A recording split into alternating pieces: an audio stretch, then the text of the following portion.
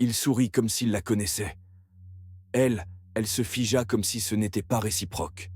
Et le chien, lui, il savait quelque chose que personne ne comprenait. Il était 15h12 quand la cloche sonna à Meadow Creek Elementary. Des rires, des pas précipités, des parents au volant, des minivans au ralenti. C'était l'agitation typique du vendredi. Lucy Carter, 7 ans, tresse et basket rose pailletée, attendait sagement sur les marches de l'école. Sa maman, Emma, arrivait souvent avec quelques minutes de retard à cause du trafic. Lucy ne s'en plaignait pas, elle aimait compter les voitures rouges. Mais ce jour-là, quelque chose changea.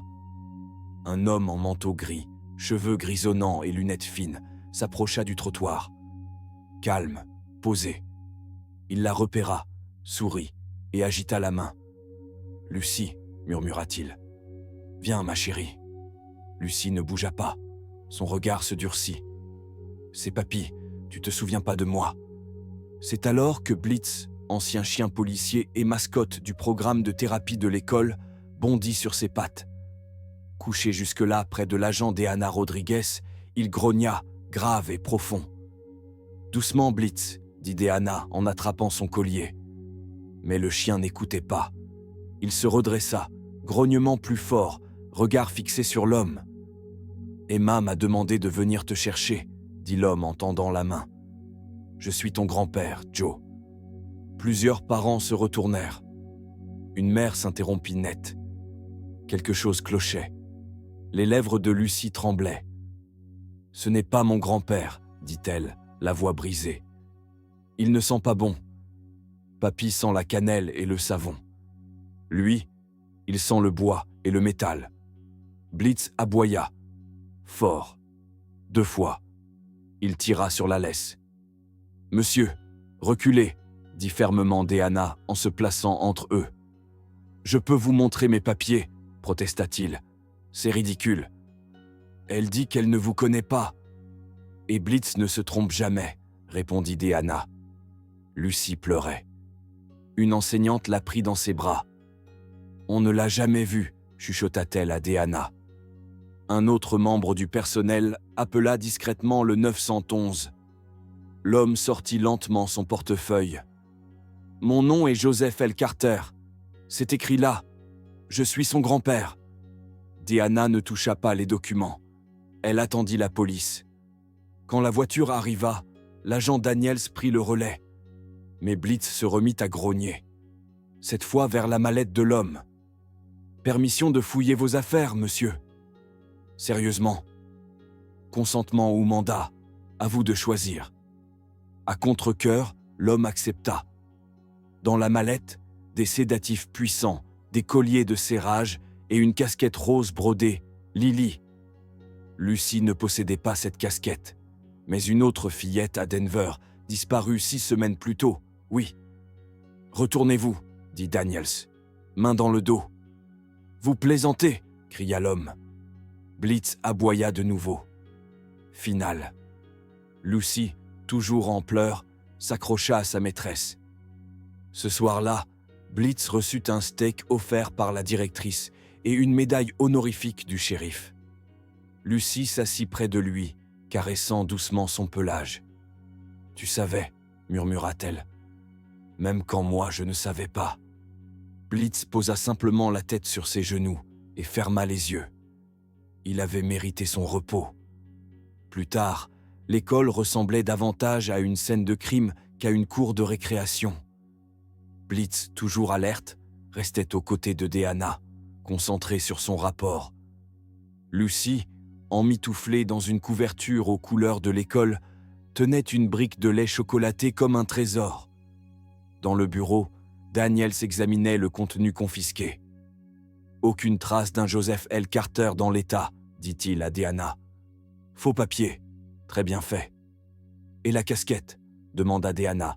« Lily Jane Foster, 6 ans. Disparue devant chez elle, à Denver, il y a 6 semaines. » Silence. Deanna regarda Blitz. Il n'avait jamais eu tort. Pas cette fois non plus. Même taille, blonde, yeux bleus. Ses parents ont dit qu'elle avait disparu en jouant à la marelle. Le silence tomba sur la pièce, lourd, étouffant. Blitz poussa un léger soupir, le corps enroulé, mais les yeux toujours aux aguets. Dehors, Lucie murmura à son enseignante. « Je peux caresser Blitz encore ?» L'enseignante hocha la tête. Deanna leur fit signe d'approcher. Blitz se redressa doucement à l'arrivée de Lucie. Il avait changé d'attitude, vigilant, mais tendre. Il laissa la petite fille entourer son cou de ses bras. Elle posa sa tête sur lui, et pour la première fois depuis l'après-midi, esquissa un sourire. Deanna s'agenouilla. « Lucie, ma chérie, tu sais où est ta maman aujourd'hui ? On a essayé de la joindre, sans succès. »« Elle est à la clinique, au travail, » répondit Lucie. « Mais elle envoie toujours un message à ma maîtresse, si quelqu'un d'autre vient me chercher. » « Toujours. » La maîtresse confirma. Deanna et Daniels échangèrent un regard. À ce moment, la radio grésilla. Le suspect refuse de parler, demande un avocat. On lance l'analyse d'empreintes. 20 minutes plus tard, au commissariat, la détective Claire Monroe entra dans la salle d'interrogatoire. Elle avait été rappelée pendant sa pause déjeuner. Dès qu'elle vit le suspect, elle sut. Ce visage ordinaire, calme, presque effacé, c'est ce qui le rendait dangereux. Les résultats tombèrent. Empreintes identifiées. Nom réel, Thomas Edward Langston, 64 ans. Plusieurs alias. Casier judiciaire ancien, mais partiellement scellé. Tentative d'enlèvement d'enfants en 1998, Illinois. Lien non prouvé avec une disparition en 2011, Oregon, jusqu'à aujourd'hui. Retour à l'école. Emma, la mère de Lucie, arriva en panique. Elle se précipita vers sa fille, qui tenait la laisse de Blitz. « Mon Dieu, Lucie !» Lucie murmura. « Il disait que c'était papy, mais c'était pas lui. » Emma se tourna vers Deanna, bouleversée. « Qui était cet homme ? On est encore en train de l'identifier, mais votre fille est en sécurité grâce à Blitz. » Emma se baissa, les larmes aux yeux, et serra le chien dans ses bras. « Merci, » souffla-t-elle. Plus tard, au journal télévisé de 22 heures, un chien policier à la retraite empêche un enlèvement devant l'école Meadow Creek. Blitz apparaissait à l'écran recevant un énorme os, entouré d'agents souriants. Emma, tenant la main de Lucie, déclara « On pensait vivre un vendredi comme les autres. Si Blitz n'avait pas été là, si Lucie n'avait pas parlé, je n'ose pas imaginer. » Au commissariat. Minuit. Daniels et Deanna buvaient un café froid dans la salle de repos. « Tu crois qu'il visait Lucie ?»« Oui, » répondit-elle. « Mais pas que. » Elle feuilleta les photos des preuves, une casquette, des gants d'enfant, une carte numérique des écoles sur son téléphone. Cet homme avait une méthode, et il était actif depuis longtemps. Dans le parking, Blitz dormait dans le SUV de Deanna, oreilles frémissantes malgré son sommeil. Même à la retraite, il veillait encore. Il ne se trompait jamais. Il traçait des cartes. Et sans ce premier grognement, personne n'aurait cherché plus loin. Le lendemain matin, dans une salle du commissariat, les murs étaient couverts de photos, de cartes, d'horaires. Sur un tableau blanc, des post-it jaunes. Une vidéo muette des caméras de surveillance tournait sur un ordinateur. La détective Monroe fronçait les sourcils. Il n'a pas choisi Lucie par hasard. Il observait cette école depuis des semaines. Deanna était là, Blitz couché à ses pieds. Les données téléphoniques montraient que le suspect avait été repéré près de 4 écoles en un mois. Toujours aux heures de sortie. Toujours dans des quartiers calmes, sans policiers affectés en permanence. « Profil typique », dit Monroe. « Il ne force rien. Il se fond dans le décor. » Nom, Thomas Edward Langston. Âge, 64 ans. Profession, inconnu. Méthode, se fait passer pour un membre de la famille, approche les enfants à la sortie des classes. Dans le cas de Lily Jane Foster, disparue à Denver 6 semaines plus tôt, Une voisine avait vu un homme discuter gentiment avec elle sur le trottoir. Aucun témoin, aucune caméra. Jusqu'à maintenant. Monroe plaça une image de surveillance de Meadow Creek à côté de l'avis de disparition de Lily. Même homme, même manteau, même sourire. Chez les Carter, Lucy était blottie sous sa couverture, reine des neiges. Blitz roulait contre elle. Emma répondait nerveusement au téléphone. « Oui, on va bien. Oui, je vais faire une déclaration. Non, elle ne retournera pas à l'école cette semaine. Oui, on pense à la changer d'établissement. » Elle regarda sa fille. Lucy caressait lentement le pelage de Blitz. « Tu sais, dit-elle sans lever les yeux, je crois que Blitz sait parler. Juste, pas avec des mots. » Emma voulut répondre, mais se tut. Que dire, quand c'est sûrement vrai? De retour au poste, Monroe fit une découverte de plus. Une clé USB dissimulée dans une doublure du sac. Presque ratée par les techniciens. Cryptée, mais vite déchiffrée. Des dizaines de photos. Des enfants à la récréation, en route vers le bus, marchant seuls. Jamais posés. Toutes horodatées, triées par ville.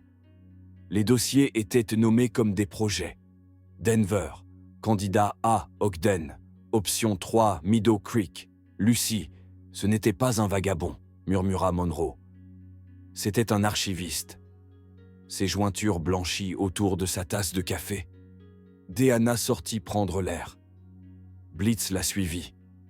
Ils s'arrêtèrent près de la clôture du parking arrière, l'air froid traversant ses manches. Elle fixait les montagnes. « Il l'a déjà fait », murmura-t-elle à Blitz. « Et tous les enfants n'avaient même pas quelqu'un comme toi pour veiller sur eux. » Blitz se pressa contre sa jambe. Aucun aboiement, aucun grognement. Juste une présence. Dans une autre pièce, l'inspectrice Monroe parcourait un dossier nommé SFX Library. Elle crut d'abord à une erreur, mais en écoutant les fichiers, elle comprit. Des enregistrements, des dizaines, des voix d'enfants, des rires, des chants de l'alphabet, des chuchotements. Il a dit que c'était notre petit secret. Le dernier fichier s'intitulait Lily, 6 ans, dernier salut. Monroe hésita. Elle ne l'écouta pas. Elle transféra directement le contenu au bureau du procureur. Avant midi, le FBI était impliqué. Langston était désormais suspecté dans 3 enlèvements confirmés et potentiellement liés à 2 autres, dont un datant de 2007. Un groupe d'intervention interagence se formait, mais aucun enfant n'avait jamais été retrouvé. Jusqu'à Lucy, grâce à Blitz. Chez les Carter, Emma aidait Lucy à colorier quand on frappa à la porte. Deanna, en civil, tenait une chemise sous le bras et un sourire fatigué. « Je voulais vous remettre ça, dit-elle. » Elle tendit un certificat. En bas, une empreinte de patte. Certificat d'honneur décerné à Blitz, unité K9 retraité, pour bravoure exceptionnelle et protection des civils. « On peut l'encadrer ?» demanda Lucy en regardant par-dessus l'épaule de sa mère. « Bien sûr, » répondit Emma. « Il ira au mur. » Blitz remua la queue, puis se coucha sur le paillasson, apaisé. Plus tard, Lucy plaça une gamelle de croquettes sous la fenêtre de sa chambre. Pas dans la cuisine. « C'est au cas où Blitz voudrait me protéger depuis la lune, » dit-elle simplement. Et la gamelle resta là, chaque nuit. Mais ailleurs, dans un box loué sous l'un des alias de Langston, le FBI découvrit une autre valise. À l'intérieur, un téléphone jetable avec 5 messages non lus, un horaire de bus vers l'école élémentaire Bayfront, une photo d'une autre fillette. Même âge que Lucy. Sac à dos rouge. Boîte à lunch avec écrit « Sois gentille ». Et un autre dossier sur une clé USB. Bayfront option 1. L'horreur ne s'était pas arrêtée. Langston n'agissait pas seul. Les messages étaient des instructions d'un complice. La police avait des preuves. Le FBI avait des données. Mais Blitz avait l'instinct. Et l'instinct est plus rapide qu'une base de données. Lundi matin, la vraie tempête arriva.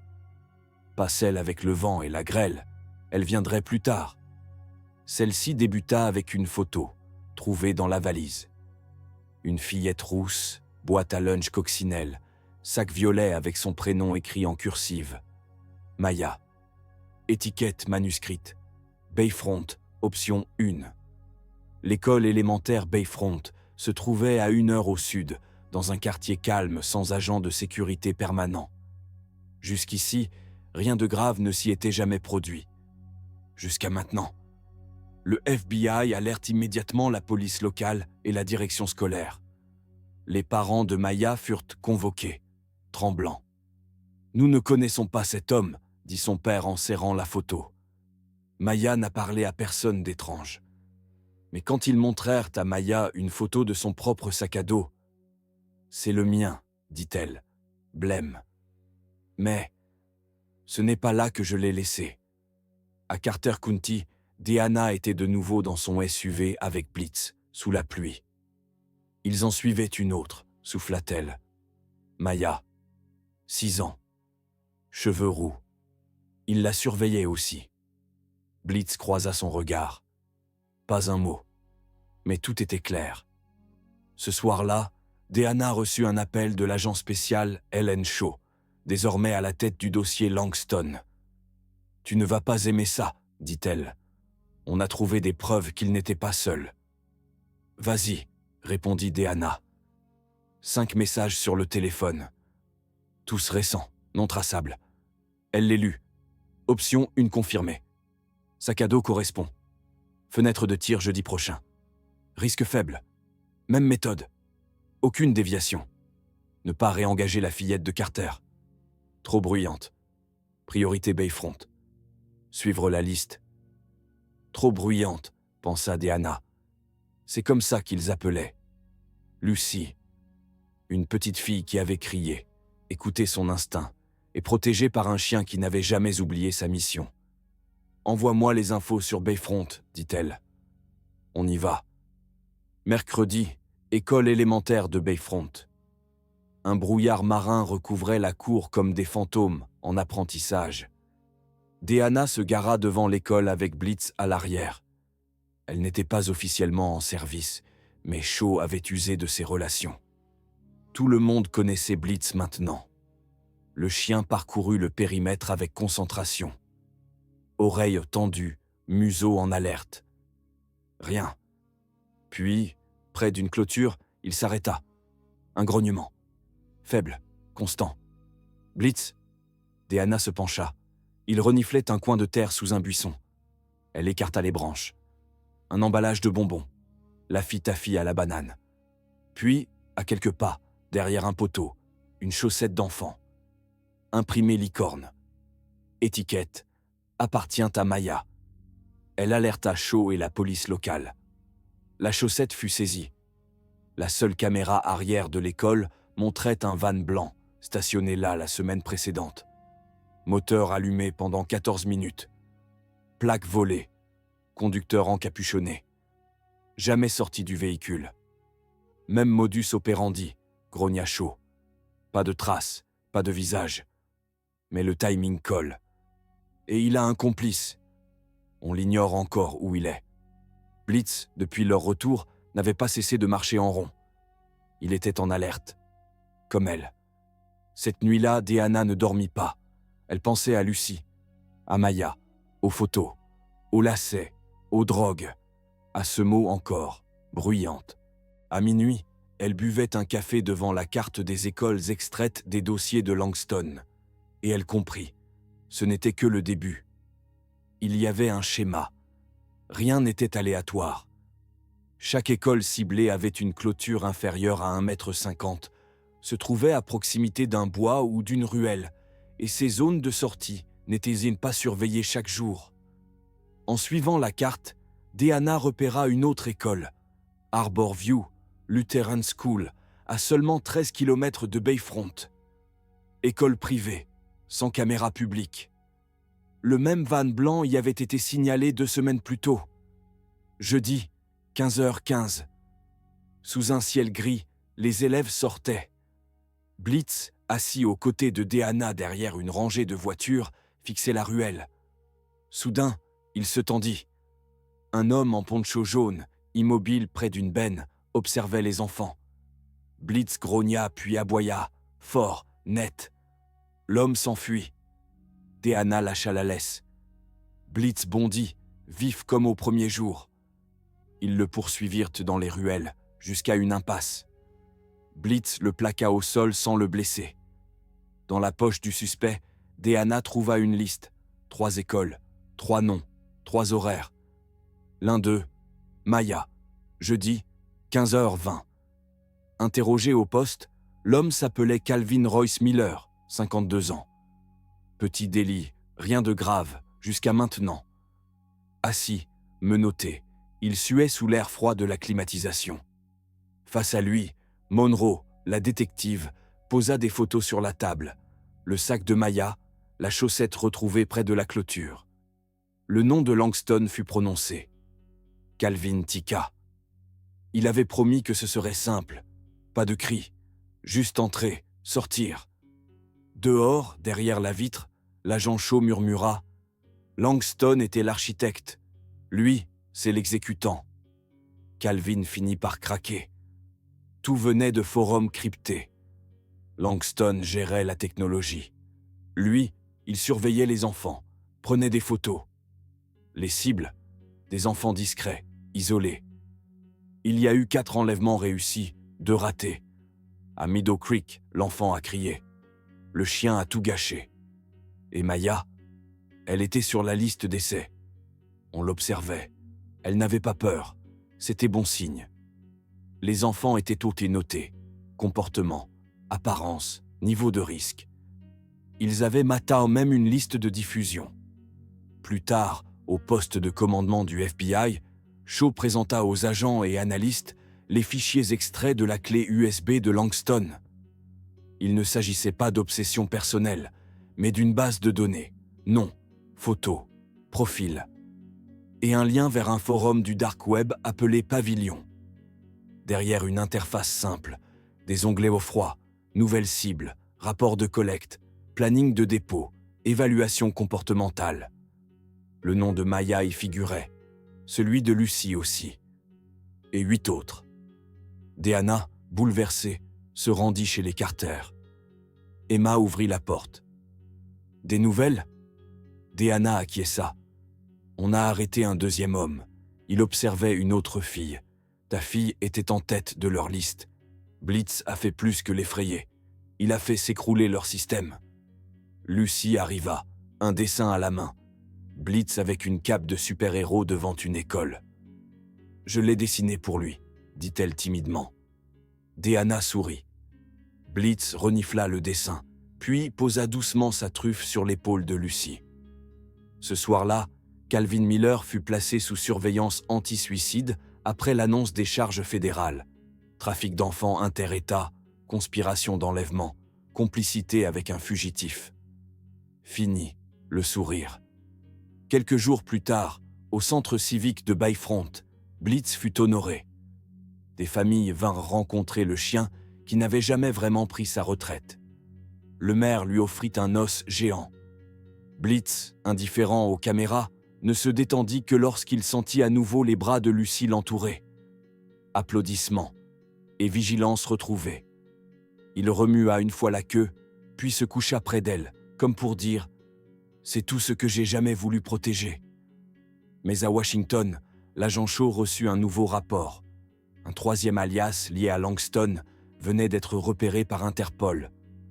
Cette fois, il s'agissait d'un enfant disparu à Prague. Le réseau n'était pas seulement national, il était mondial. Et il n'était pas encore démantelé. Parfois, une seule voix suffit à arrêter le mal. Parfois, il faut un chien. Mais trop souvent, personne n'entend ceux qui se sont déjà tus. 2 semaines après l'arrestation de Calvin Royce Miller, la cellule du FBI avait découvert plus de 50 pages de journaux, fichiers et métadonnées sur les clés USB cryptées de Langston. Chaque nom, chaque dossier, chaque note. Un travail silencieux que personne ne voyait. Une guerre de l'ombre. Un cas empêchait Shaw de dormir. Sous le pseudo-pavillon User 76, elle trouva un seul nom. Anaka, 8 ans, Tchéquie. Statut. Acquise. Prague, 2021. Aucun signalement, aucun parent, aucun certificat de naissance. C'était comme si cet enfant n'avait jamais existé, jusqu'à ce qu'il trouve, dans les archives d'un orphelinat tchèque, un incident classé en fugue sans suite. Juste une ligne dans un tableau. Shaw fixa la photo. Grands yeux, cheveux bouclés, un regard bien trop vieux pour son âge. Elle referma son ordinateur. Cette histoire n'est pas finie. À Carter County, Blitz mâchouillait une corde sous un vieux chêne. Le calme régnait. Lucy et sa mère étaient dopassées plus tôt avec un dessin encadré. Blitz en super-héros, avec l'inscription « Il entend ce qu'on ne peut pas ». Deanna l'avait accroché au-dessus de la cheminée. Son téléphone vibra. C'était Shaw. On a retrouvé une fille. Une qui est passée entre les mailles. C'était il y a des années, dans un autre pays. Mais Langston était déjà actif. « Tu crois qu'elle est encore en vie ?» demanda Deanna. « Je l'espère, et on ne peut pas arrêter maintenant. Blitz nous a offert du temps. À nous d'en faire bon usage. » Cette semaine-là, des arrestations eurent lieu à Portland, Miami et Atlanta. Chaque opération révélait de nouveaux noms, de nouvelles victimes, des fichiers longtemps jugés impossibles à résoudre. Blitz, sans jamais entrer dans une salle d'interrogatoire, avait déclenché une enquête à l'échelle de 3 continents. Et tout avait commencé par un simple grognement. Lucy retourna à l'école. Dans son sac, une peluche de Blitz créée pour une levée de fonds. Ses camarades applaudirent de son retour. Devant la classe, elle dit doucement « Si quelqu'un vous fait peur ou vous met mal à l'aise, même s'il sourit ou dit vous connaître, vous avez le droit de dire non, de crier, de courir. Ce n'est pas mal, c'est intelligent. » Silence. Puis toutes les mains se levèrent. Lucy sourit. Dans les mois suivants, Blitz devint une légende locale. Des journalistes vinrent de partout. Il apparut dans des livres pour enfants. Les brigades K9 furent sollicitées pour intervenir plus souvent dans les écoles. Mais Blitz, lui, ne changea pas. Il se fichait des caméras ou des os géants. Il n'aimait que les gens comme Lucy, comme Maya et comme Anaka, où qu'elle soit. 6 mois plus tard, une cérémonie se tint au Capitole pour honorer l'équipe de Carter County, la police locale et Blitz. Lorsque Deanna prit la parole, elle ne parla ni de médaille ni d'arrestation. Elle parla de confiance. On fait confiance aux uniformes, aux cartes d'identité, aux poignées de main. Mais la vraie confiance se mérite. Parfois, c'est un enfant ou un chien qui sent que quelque chose ne va pas, quand tout le monde reste trop poli pour poser des questions. Blitz n'a pas attendu, il n'a pas douté, il a simplement écouté. Et il a agi. C'est comme ça qu'il a sauvé Lucy, et c'est pour ça qu'il n'est pas un chien retraité. C'est un rappel que le courage ne porte pas toujours un badge. 3 mois plus tard, à Prague, une fillette aux boucles sombres sortit timidement d'un centre de thérapie. Elle s'appelait Anaka. Elle avait été retrouvée dans une planque d'un réseau lié à Pavillon, suite à un signalement inspiré par les enquêtes en cours. Elle souriait rarement. Mais ce jour-là, elle tenait une carte postale entre ses mains. On y voyait un chien aux grandes oreilles, au museau grisonnant, et une phrase manuscrite. « Tu n'as jamais été oublié. » Leçon de Blitz. On croit souvent que le danger porte un masque, qu'il crie, qu'il effraie. Mais le mal murmure. Il sourit. Il se fond dans la normalité. C'est pourquoi il faut apprendre à écouter. Nos instincts, les silences, les frissons, les grognements. Car le silence n'est pas toujours synonyme de sécurité. Et le courage, parfois, ne fait pas de bruit. Apprenons à nos enfants à faire confiance à leurs ressentis. Soyons attentifs aux petits signes. Et souvenons-nous, les héros prennent toutes les formes. Certains marchent sur 4 pattes,